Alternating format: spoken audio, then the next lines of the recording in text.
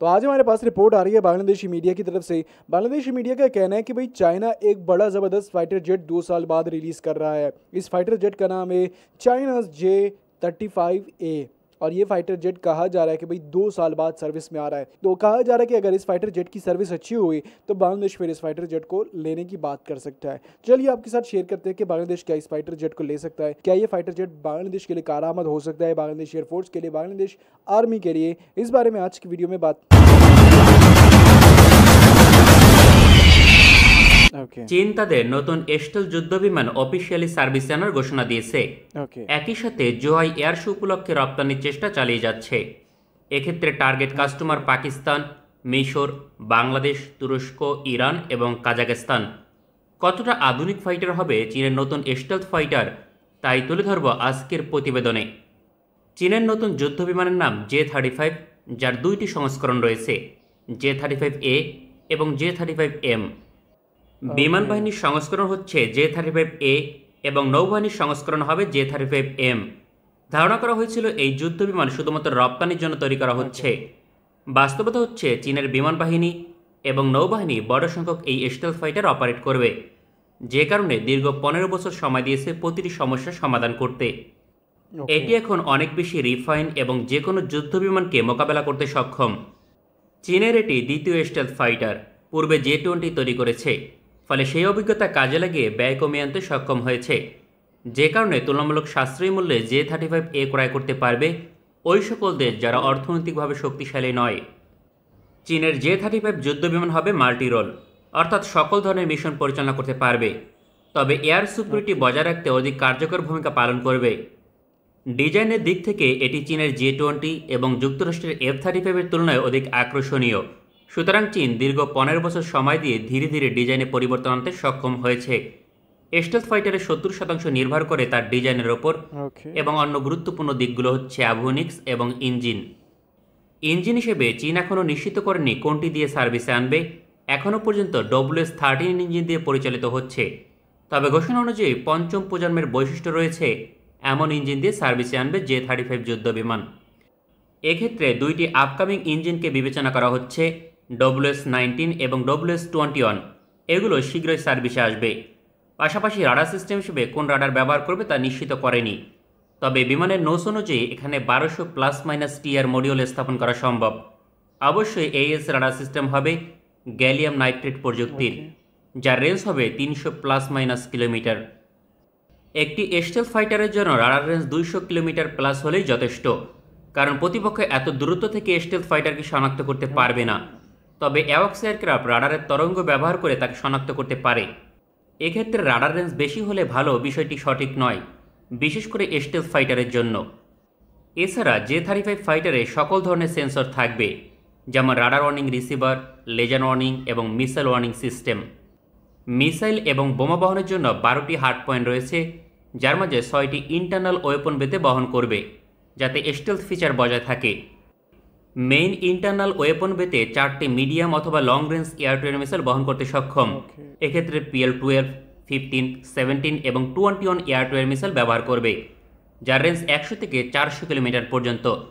অন্যদিকে side weapon বেতে 2টি short range PL-10 air two air missile বহন করবে, যার রেঞ্জ 25 কিলোমিটার।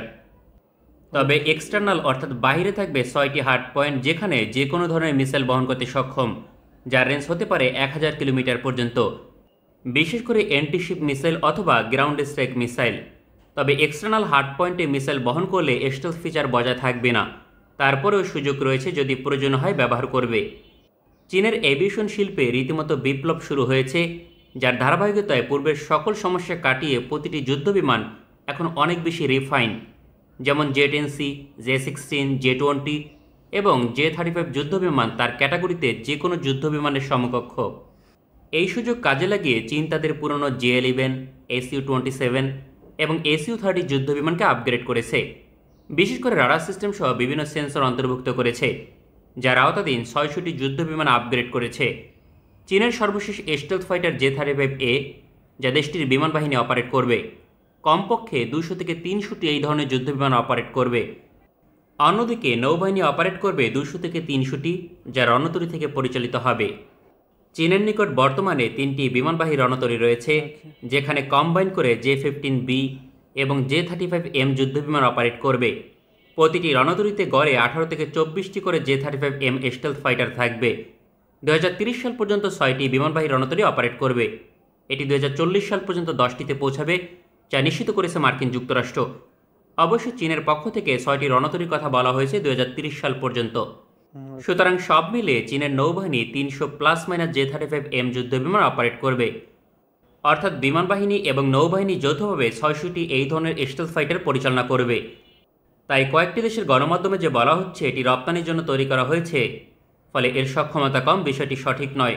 বরং অনেক ক্ষেত্রে এটি J-20 থেকেও এগিয়ে থাকবে, যদিও উভয় যুদ্ধবিমানের ক্যাটাগরি এবং মিশনের ধরন আলাদা। এই যুদ্ধবিমান নিয়ে সবচেয়ে বেশি চিন্তিত ভারতীয় বিমান বাহিনী, যা ইতিমধ্যেই প্রকাশিত হচ্ছে। ভারতের শীর্ষ সামরিক কর্মকর্তারা এটিকে চ্যালেঞ্জ হিসেবে বর্ণনা করেছে। পাশাপাশি ভারত সরকারের প্রতি আহ্বান জানিয়েছে যাতে এর মোকাবেলায় ইমার্জেন্সি পঞ্চম প্রজন্মের যুদ্ধবিমান ক্রয় করে। ভারতের সীমান্ত দেশ চীন এবং পাকিস্তান উভয়ই যুদ্ধবিমান অপারেট করবে। বাংলাদেশও চাইলে যুদ্ধবিমান ক্রয় করতে পারে, কারণ এটি সাশ্রয়ী মূল্যে ক্রয় করা সম্ভব। প্যাকেজ ছাড়া এর মূল্য হতে পারে $60 থেকে $80 মিলিয়ন। প্যাকেজ অন্তর্ভুক্ত করলে এর মূল্য হবে $150 মিলিয়ন পার ইউনিট। পঞ্চম প্রজন্মের যুদ্ধবিমানের মূল্য বিবেচনায় চতুর্থ প্রজন্মের থেকে সাশ্রয়ী, তবে এটি অপারেট করা অধিক ব্যয়বহুল, অনেক ক্ষেত্রে চতুর্থ প্রজন্মের চেয়ে 3 থেকে 4 গুণ বেশি। আমাদের ভিডিওটি পছন্দ হলে আমাদের সমর্থন করতে সঙ্গে থাকুন। ভালো থাকবেন সবাই, দেখা হবে পরবর্তী কোনো ভিডিওতে। तो आप लोगों ने इस फाइटर जेट के बारे में सुना। देखिए, कहा जा रहा है बांग्लादेशी मीडिया की तरफ से कि 2 सालों के बाद ये फाइटर जेट एक दफ़ा फिर से मंजर आम पे आ रहा है। कहा जा रहा है कि सीज के जितने भी फाइटर जेट्स थे उसको दोबारा लेके आया जा रहा है, क्योंकि कहा जा रहा है कि चाइना चाहता था कि इस फाइटर जेट्स को अपग्रेड किया जाए। तो चाइना ने फाइनली इस सारे फाइटर जेट को 2 सालों के अरसे में फाइटर जेट्स को अपग्रेड किया और अब ये मंजर यहाँ पे दोबारा आ रहे हैं। बांग्लादेशी मीडिया का कहना है कि ये फाइटर जेट अच्छी तरीके से काम करेंगे तो फिर बांग्लादेश इन्हीं फाइटर जेट्स को लेंगे।